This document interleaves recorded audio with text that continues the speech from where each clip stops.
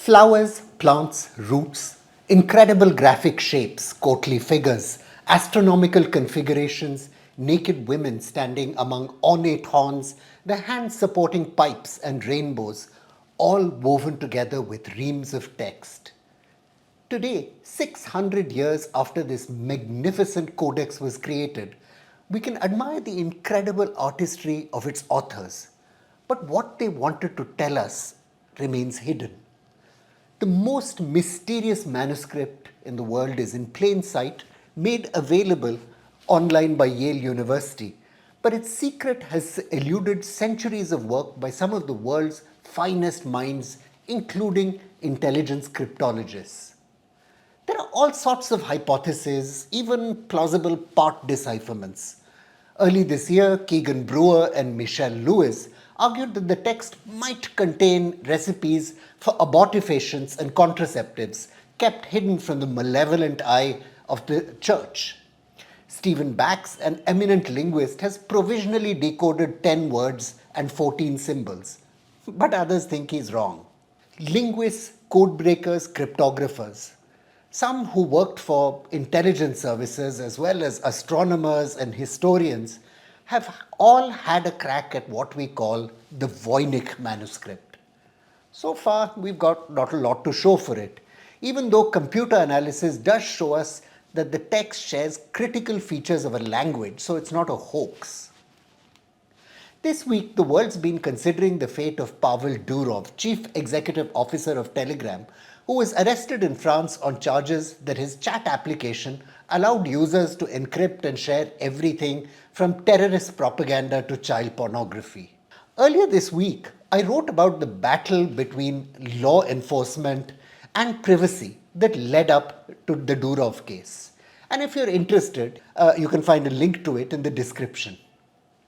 This issue of Explorer, though, focuses on something much bigger, which is the centuries-old battle between cryptographers and cryptanalysts and the social forces that have powered it. To make sense of the decisions that are now confronting societies with tools like Telegram or WhatsApp or Signal, we first need to have an understanding of what cryptography is and the role it has played in our everyday lives and in societies. This isn't, I'll try to explain today, some dilemma created by the digital age. For as long as there have been human beings, people have had reasons to keep secrets, for legitimate reasons or bad ones, and other people have wanted to discover what those secrets are, for good or for evil. From the time of antiquity, archaeologists know, rulers, militaries, and merchant guilds relied on codes and ciphers to protect vital information. The author Simon Singh's The Code Book is an absolutely great place to get started on understanding the techniques that have been used over time if you're interested. The best way to keep a secret, obviously, was to not tell anyone or to whisper it only in the ear of a trusted friend. But that was obviously no good if the information needed to be transmitted to distant places. The Kama Sutra, the great cryptologist David Kahn recorded, contained gentle advice to familiarize yourself with codes, with the use of codes and ciphers. The ciphers broadly seem to involve the substitution of spirants with consonants. I won't bore you with the language here, but the ciphers also seem to have been used in spoken languages, used by spies, robbers, cartels, and merchants alike to communicate without others nearby understanding what was being said. For their part, the Romans used the very similar shift substitution cipher. For example, replacing the letter A with the letter D and the letter B with E and so on, which was pretty effective as long as they fought mostly illiterate tribal rivals. The Greeks used a variant of this, wrapping text around a rod. They also tattooed text onto the head of a slave and then allowed his hair to regrow over it. The Masonic guilds used grids to rearrange the alphabet. All these techniques worked reasonably well for their time in protecting secrets. But people were also simultaneously working on techniques to crack their enemies' encryption. The cutting edge for code breaking work, or cryptanalysis as we now call it, was the Dar al Hikmah, or the House of Wisdom, the great library set up under the Abbasid caliphs in Baghdad around 750 CE. The Dar al Hikmah generously funded work in algebra, mathematics, statistics, linguistics, many other disciplines. The motivation for this work was in part theological. After all, say, linguistics could help better study the Quran, but it had wide ranging benefits across the sciences. Like the Romans, the Abbasids relied on substitution ciphers to secure their communications with their far flung empire. The great scientist Abu Yusuf al Kindi, who, by the way, made seminal contributions to philosophy, to mathematics, to medicine, optics, astronomy, and even geography, soon realized that there were ways to rapidly decipher these secrets. In a book he wrote in 805 CE, the Risala fi Istikhraj al-Mu'amma, a treatise on decrypting cryptographic messages, he set out the statistical basis of his radical new mathematical method. Essentially, the scholar Ibrahim A. al-Qadit writes, Al-Kindi realized that languages all had certain statistical features. Some alphabets, he observed, appeared more frequently than others. In English, for example, the letters A or E are much more frequent than Z. This provided a tool called frequency analysis with which to begin deciphering an otherwise impenetrable text. Then, some alphabets never featured alongside others. Finally, there were some probable words based on how many characters they had.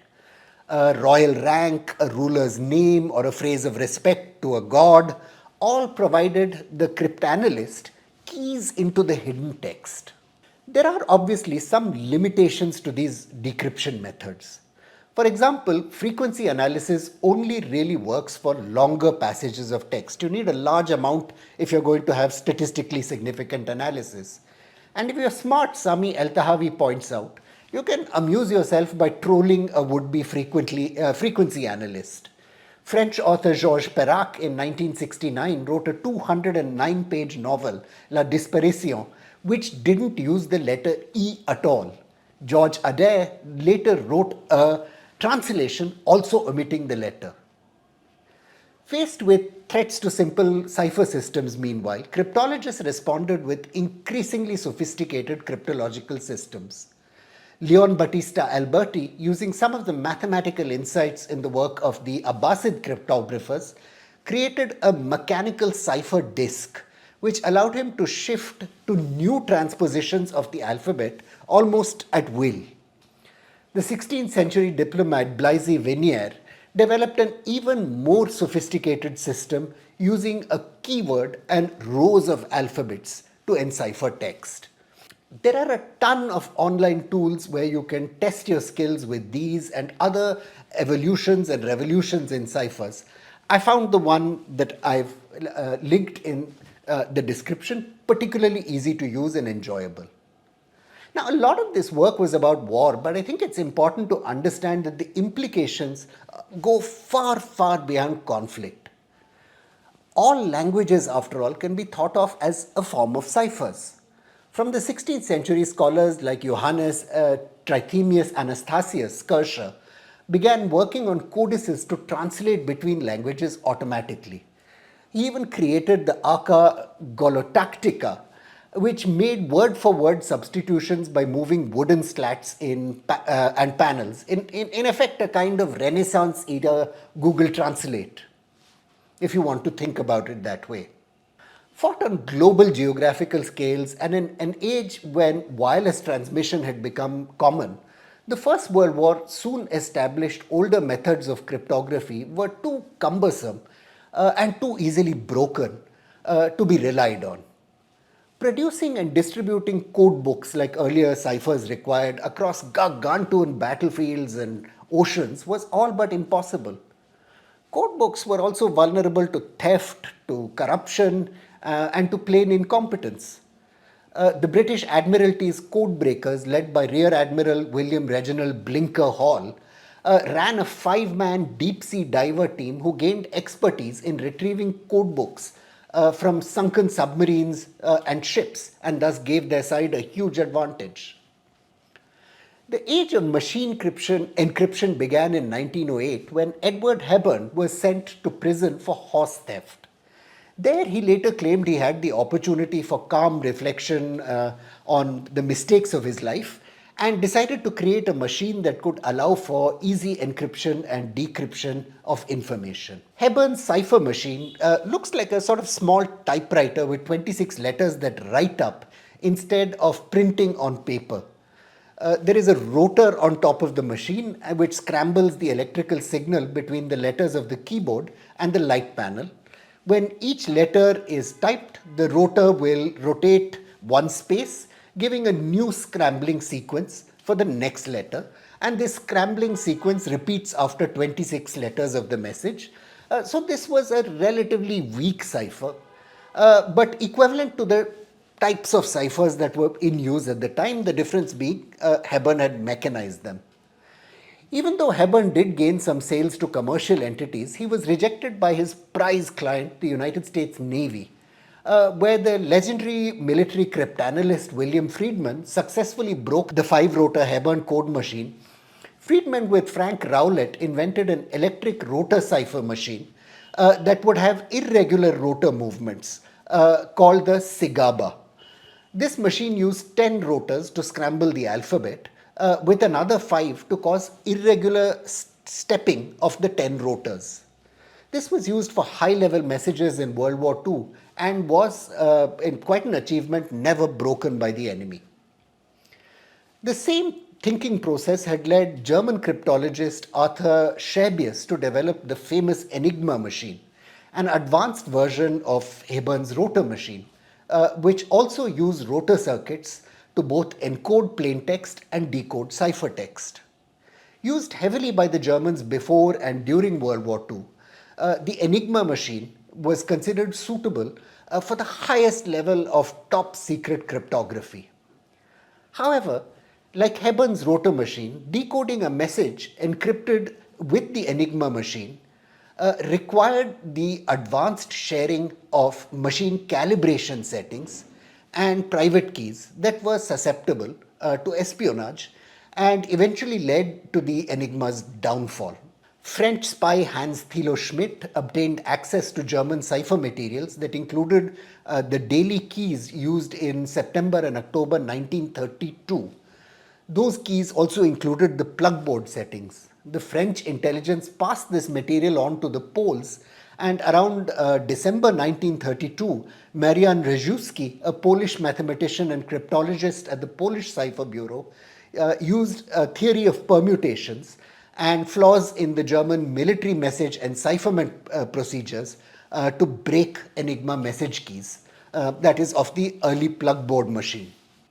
Marian Rejewski's work would blossom into the now famous establishment at Bletchley Park, where British intelligence listened, sometimes in almost real time, to Nazi Germany's most valuable war secrets. There's a whole movie on that subject which tells this part of the story much, much better than I can. But if you're looking for real knowledge on the topic rather than just a gripping tale with some romance thrown in, I recommend you take a look at Dermot Turing's account of how the Enigma was broken, for which I've put the link online. Following the Second World War, the great powers held encryption technology in a tight grip. The United Kingdom's version of Enigma, the Type X, which also remained unbroken through the Second World War, was sold to several former colonial countries and remained in service in some countries till the 1970s. This, of course, gave the United Kingdom considerable insight into the affairs of those countries. The CIA, for its part, secretly purchased the Swiss company Crypto AG and used it to sell devices with hidden backdoors into more than 100 countries, thereby spying on diplomatic traffic everywhere. The balance of power was, however, about to change. At IBM, scientists had developed the Data Encryption Standard, or DES, the first crypto system strong enough to stymie even the strongest computers of that period, of the 1970s. Though very weak by present standards, its architecture was and remains highly influential in the advancement of cryptography. Following the work at IBM, researchers Whitfield Hellman, Martin Diffie introduced the Diffie-Hellman key exchange method for securely sharing cryptographic keys. This enabled a new form of encryption to develop called asymmetric key algorithms. These types of algorithms, also known as public key cryptography, offer an even higher level of privacy by no longer relying on a shared private key. That is, you and I don't have to have the same key to decrypt or encrypt something. There is no digital equivalent of a code book or some kind of master unlock for the whole text. Then in 1977, Ron Rivest, Adi Shamir and Leonard Adelman introduced the RSA public key crypto system, one of the oldest encryption techniques for secure data transmission which is still in use today. RSA public keys are created by multiplying large prime numbers, which are prohibitively difficult for even the most powerful computers to factor without prior knowledge of the private key used to generate the public key. There's a really good description of the math behind asymmetric key encryption that you might want to take a look at, which I've linked to again in the description. For the first time since the inception of machine cryptography, individuals thus have access to encryption as powerful as that of nation states, just like they did when the Voynich manuscript or the Kama Sutra were written. Now, this is making nation states very unhappy, of course, but it's a question that people have to address on first principles. There are, don't get me wrong, all sorts of ways for nation states to defeat encryption.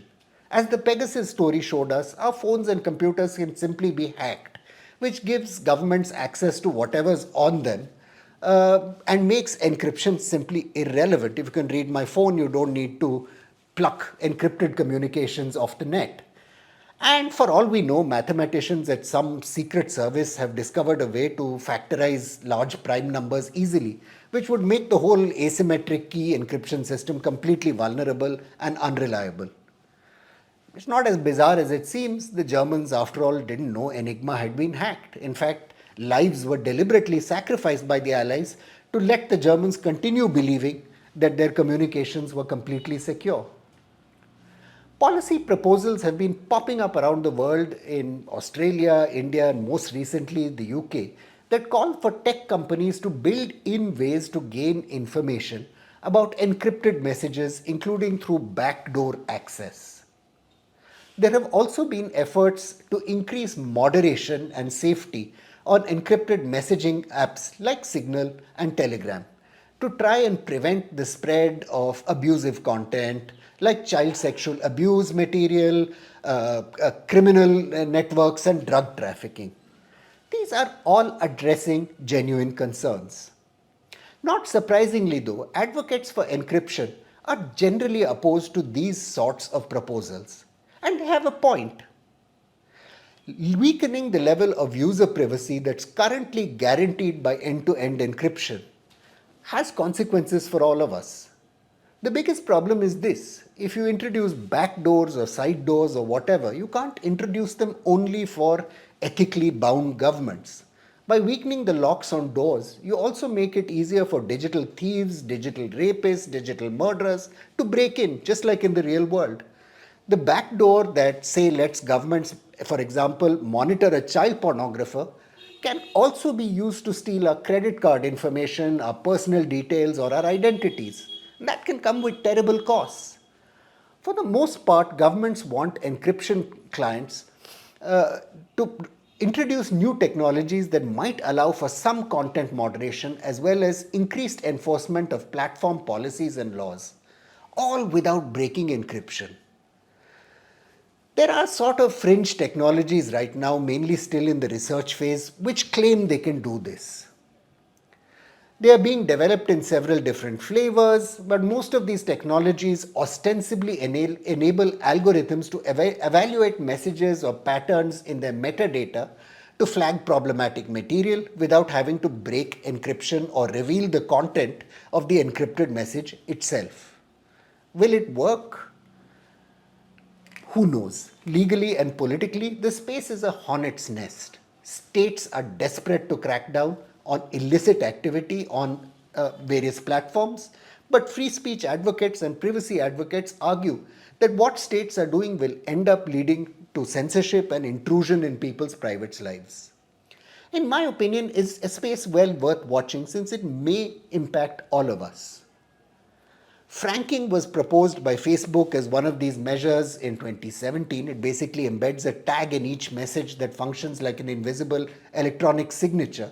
And when a user reports a message as abusive, Facebook can then use that tag to verify that the message has not been subsequently tampered with. Apple proposed implementing client-side scanning in 2021 to crack down on child sexual abuse material. That would have meant that any child sexual abuse video stored on your device would be barred without breaking into the material. But all these attempts have been dropped, and Meredith Whittaker, who works at Signal, has said that it's a Faustian bargain because it embeds insecure technology that would enable the government to check each and every utterance before it is expressed. The battle, we should understand, isn't ultimately about tech or about secrecy. As the Voynich manuscript tells us, human beings for millennia have wanted to keep some things out of the eyes of authorities or simply nosy social nosy parkers. But what should the limits of that be? How much should the power to restrict privacy in the interests of security rest with nation states? And who should ensure that restrictions, when done, are carried out in good faith? These are complex questions, and I don't propose an answer here.